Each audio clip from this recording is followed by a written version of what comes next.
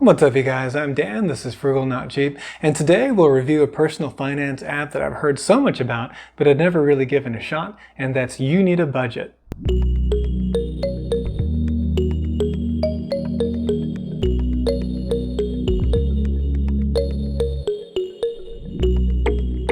So this is the You Need a Budget homepage, YNAB.com. And of course, with Mint going away, a lot of people are looking to migrate to other personal finance software. That's the reason why I'm doing this series, so you can get a feel for what are the different options that are out there if you're moving away from Mint. So I've got this little blip here about welcome Mint migrators. I guess they have some tools set up to help you migrate your data over there, and making the switch to YNAB.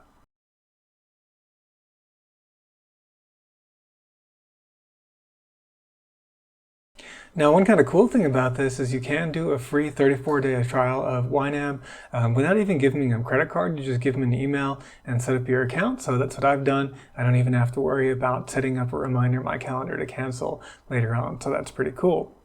However, if you do decide to keep going, of course, we want to check out the pricing. And you can see that it comes out to $100 a year if you do an annual plan, or it comes out to a lot more than that, $15 a month, if you want to subscribe month to month. That comes out to just under $180 a year, so a heck of a lot more. So the first part of this video will be basically a tour of the YNAB application. Of course, we'll have to explain a lot about how it works as we go along, so a lot of that content will be in there as well. And then when we get to the end, I'll kind of give you my thoughts on where this fits in the personal finance landscape here in early 2024. Okay, let's jump in.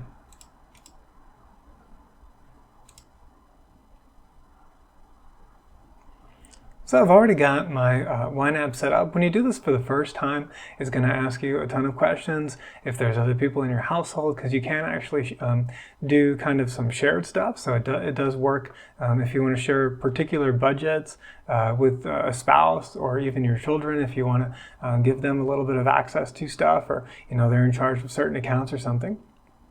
But actually, before I start showing you around here, why don't I give you a little bit about their philosophies. So YNAB has these sort of 4 little rules or philosophies behind the way that it works. First, it says to give every dollar a job. This means that it's a zero-based budget. And the really unique thing about it is, there are a lot of budgets where we're going to assign every dollar of income, but the difference with YNAB is we're actually going to assign every dollar that we already have in our accounts, give them a job, and then any future income that comes in, we'll give that a job when it comes in as well. So it's a really different kind of system. You work with the money you already have rather than the money you expect to have come in. And then on the expense side, we are going to do a zero-based budget, but we're also going to be planning for a lot of the irregular expenses that many people fail to plan for in their budgets, and it makes that a real key here in YNAB is embracing what they call our true expenses. In other words, things like car maintenance is going to come up. Maybe you pay your car insurance, every 6 months or something like that. Any of these expenses that, like Christmas even or what have you. All these things that are regular, but they're not something that you look at every single month, and so you might not have built them out into your budget. I do try to build these into my personal budget, by the way. Then it says roll with the punches. So in other words, you're able to go in and adjust things as the month unfolds and reallocate those dollars. And it does have a good way of kind of allocating a little bit like what we saw in NerdWallet, of really differentiating what are our necessities versus our wants, right? So needs versus wants. So I think that's quite useful. And then finally, age of money. So again, we're allocating the dollars that we have. And so as we start to build up our accounts, then it means that we're not going to be using the current dollars that are sitting in there right away. We'll be able to have those dollars age out as we build up larger and larger balances. And so this is kind of a little metric or a way to see that you're not living paycheck to paycheck anymore, having begun using this system and having worked with it successfully. So that's the basic idea. Let's jump back and take a look at the application. So again here, why don't we kind of just unassign all this money, because I've already assigned it all. So we're just going to reset assign the amounts and update. So boom, there, it's all gone now. And so let's go back to all the categories here. And so you can see basically the way that it breaks out. So this is what this is what YNAB calls a budget. I have $1,453.55 to assign. And what that's composed of is I've got the $1,200 here in my cash money account. I've got a little bit in savings and checking and in my cash management account as well. I think I might have set it to not use my savings. And then of course I have negative money here in my credit cards. So I have my SavorOne card and my VentureX card as well. But those negatives don't go in there. It's just something that I need to set up to assign money to pay those off. And by the way, you can choose whether or not you're going to paying the entire balance off your credit cards, which of course is what I do, or if you're going to pay them over time, which, if you're in this trying to get out of debt situation, then that could be useful as well. Okay, and then we have category groups. So you can see we've got our bills. So these are kind of like the fixed expenses, you might think of it. Then we have our needs, and then we have our wants, and these things are separated. And then we also have our savings as well. So this again goes a lot along with kind of like the NerdWallet thing that I was talking about, except without the percentage allocations, like the 50, 30, 20 or whatever. It doesn't have that. And then also, like if you ever watch Ramit Sethi's content, he also kind of has these kind of this kind of a framework essentially. So obviously, as I assign the money, I'm going to want to assign it in this kind of order. So it is in a hierarchy. I'm going to want to take care of my credit cards if I have the money. But first, I'm going to take care of my bills and then my needs. And then the wants are going to be really the last thing. So let's check out some of the underfunded stuff here and then work on that. And so for these bills, you do get to set them up throughout the initial process. And so you can see some of these are monthly bills, and some of these say this is how much we need this month, but that's really just to meet the annual amount that we're going to need at the renewal for that. For instance, like auto registration, it's not $8.19 a month, that's just in order to have the funds available when that bill is going to come due at that time. So I can do it manually. I can just put in, here the $90 that I want to assign, right? And then I can do, actually, let's just do the all, because then we can see as we're going through now, okay, this is now funded. So look at that. So we could also fund the $62.50 here, and we could fund the $40 here. So now for the renter's insurance, you can see that we're on track. So in other words, we're going to have the money available when that bill comes due. But you can do these faster. You can just go to the auto assign as well, and then you can just so you can do these automatically. I do forget, by the way, sometimes like that I've got a transaction check. That's kind of a little pet peeve of mine that I found, is that it doesn't uncheck when you click around like this. So that's just a little pet peeve that I've developed with YNAB. But anyway, we can auto assign to all the underfunded categories, as you can see here. And it's going to prioritize. It's got my credit card in here, and then it's got all of my bills and my needs as well, which is pretty good. But what I don't like is it's not paying off my my SavorOne card.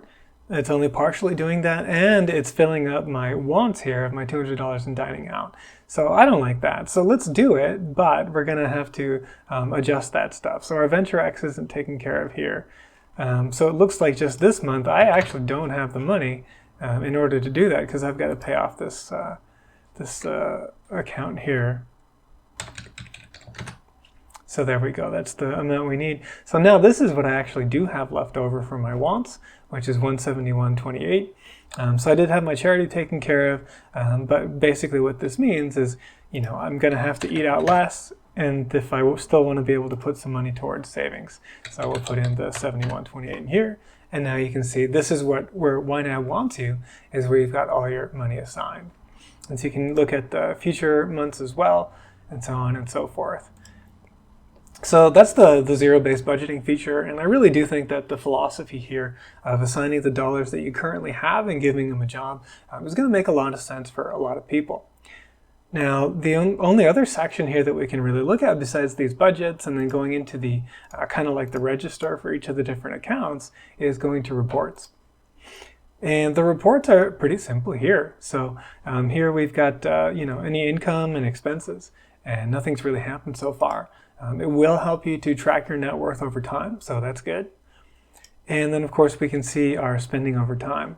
But you'll notice that even though I linked all of these online accounts, it doesn't have any of the spending history. And again, that's got to do with their philosophy that we're going to allocate the dollars you have now, and then we're going to move forward. And so it doesn't really care about what's happened in the past. So that's really, really interesting, I would say. So you can see here nothing in the trends at all. The other really interesting thing, though, is that this is it. these are the two widgets. I mean, this is, you can tell, began as a spreadsheet, and it does, what it does really, really well, but that's all there is to it. So yeah, let's jump over into the mobile app and take a look at that real quick, and then I'll kind of summarize and give you my actual review of the software. So here's the YNAB application, and really weird thing to me is that it doesn't have a login screen. So it just jumps right in, and so yeah, that's not maybe not my favorite.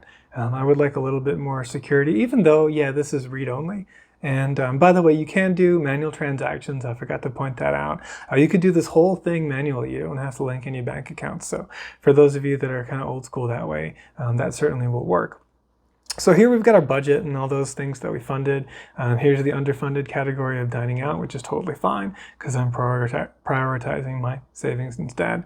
And again, so that's all you got here. The icons are nice, and it's got some color. It doesn't have those pastel colors. Well, a little bit here in the carrot here, and then also down here in the budget icon. But generally, pleasing colors and a pleasing setup as well. Here we've got all the different accounts that I have set up.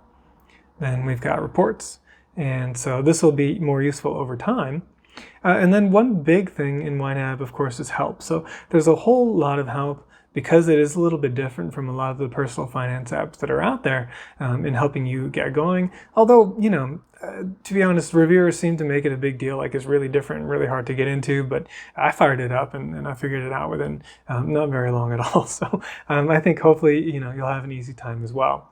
And then of course we can add transactions on the go. So this will be really helpful, especially if you're doing tracking your cash, for instance, or you just don't like having linked accounts, then you could do it this way as well. But that's basically it. The website is very simple, and as you can see here, the app as well is very, very simple. But what it does very, very well, I would say. And as we can see here, it does have really good reviews, 4.6. With 16,000 reviews. And then of course here we have an ad for every dollar, which, the reviews are not as good. They're 3.4, so I didn't realize that. I'm not sure I'm going to try that one. If you guys want me to, let me know in the comments below. So I hope you enjoyed that tour of the YNAB app, both on the web and on mobile. And hopefully you've got a good sense of how it works as well. So here I want to kind of do two things. I want to, see where does this fit into the personal finance app kind of landscape here in early 2024. And then also who I think this would be the most useful for in terms of if my situation were X, then I would find this more useful than others. So first, of course, this is a paid app. There's, the free trial for the 34 days, which is really cool. But after that, you're going to have to pay. And as we did the math earlier, it's significantly more expensive to go month to month. So I would definitely, if I were going to do this, I would do the trial for the 34 days, use it very diligently and make sure I really liked it before committing to a full year, which would be $99. Makes much more sense than paying the $180 if I ended up liking it and I was trying to go month to month. But of course, because it's paid, then we have to compare it to all of the other paid apps and then also make sure that it makes sense in terms of giving more value compared to some of the free apps. So the free apps that are out there that I've reviewed already are Empower. That one, I haven't done a specific review of the personal capital app, now known as Empower, but I do go over it in detail in this video here where I looked at the personal finance software landscape in 2022. I probably will do an individual review for Empower in a while, but I don't want to keep this series of personal finance software reviews going for too long. There is other content out there that I'd like to cover as well, of course. And the other free one is the NerdWallet app, which actually was pretty cool and in some ways is a little bit similar to YNAB in terms of having the needs, the wants, and the savings as well, those different buckets. So does YNAB do something that these free softwares don't? And I would say yes, because YNAB presents this unique structure where you're assigning the existing dollars that you have. It has really a very different philosophy in looking at your money compared to the other personal finance apps that are out there. So I think if that's appealing and helpful to you, then definitely that is a value add. So now comparing it to the other paid applications that are out there, here's where it's kind of more of a mixed bag, because Simplifi for Quicken, which I also reviewed, is cheaper, especially with basically like almost a year or a full year that you can get free right now if you're migrating away from Mint, which is crazy. Monarch Money is also competitively priced as well. And those two apps are more of the classic sort of money philosophy. You know, they don't do this, they don't do what YNAB does in terms of assigning every dollar that way. But you can still build out a zero-based budget and assign, where all your dollars are going to go. It's just kind of a different way to look at it. So that's really where they differ, and that also shows up in kind of what features they have. So whereas YNAB is really good for this kind of detail-oriented thing of tracking the categories and assigning a job for all of our dollars, Monarch Money and Quicken are better at doing kind of overall more financial reporting and other features. So, one of the things that really surprised me, because I'd heard so much about YNAB and people are such avid users of it, is that there really are no reports, like not much. I mean, it's got net worth and it's got your spending, and you could export all the transactions to CSV and then run your own reports that way, but it's very, very limited. I was really, really surprised actually at how small the feature set is for YNAB. And so finally, that brings me to where I think this app makes sense in a person's journey. So I think apps like NerdWallet and YNAB really make sense when you're trying to get out of debt, really get an initial handle on your spending, and where every dollar is critically important to make sure it's assigned to where it goes. I think that's really where this will shine, is in people really kind of building up those habits and muscles in terms of using personal finance to their advantage, rather than just kind of having things happen or not keeping track or what have you. So it's really, I think, a really, really great beginner's tool. But because it lacks all of the more advanced reporting, then you're not going to be able, then that's when something like a Monarch Money or a Simplifi by Quicken start to make more sense. And then later on down the line, and ironically the free option then, Empower, makes the most sense once you're really doing sort of more overall cash flow management and then really tracking your investments and planning for retirement and all that kind of stuff. So that's kind of how I see it. Do I think that the $99 could be worth it? I think, yeah, as long as it's affordable. If you're just getting going and you're really dedicated and you're going to put in the time into it, I think it definitely could be worth it over NerdWallet. Just the philosophy that it has behind it, and it's really basically kind of like an envelope system. So if you're someone that's going to jive with, where you're really, again, just signing envelopes of cash basically to each thing that you're doing, that's what it does digitally, right? Then this could be definitely a great option.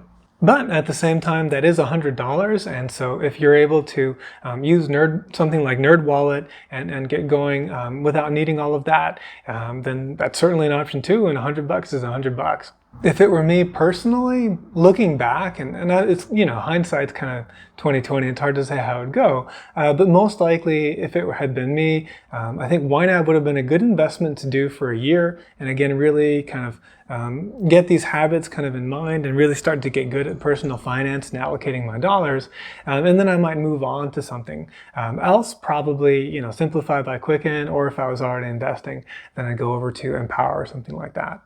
And by the way, I didn't even show this on the apps, but there's absolutely nothing regarding investments going on in YNAB. It has what's called tracking accounts, where it just tracks the value of these accounts, but it's not going to show dividends or like capital gains or your allocation, nothing like that, right? This is really not geared for that. YNAB is for really people that are focused on sort of the more budgeting, or what they call targets, in terms of getting a handle on their spending. So I hope you found that helpful. If you did, please hit the like button and consider subscribing. Thank you very much for watching, and I will see you in the next video.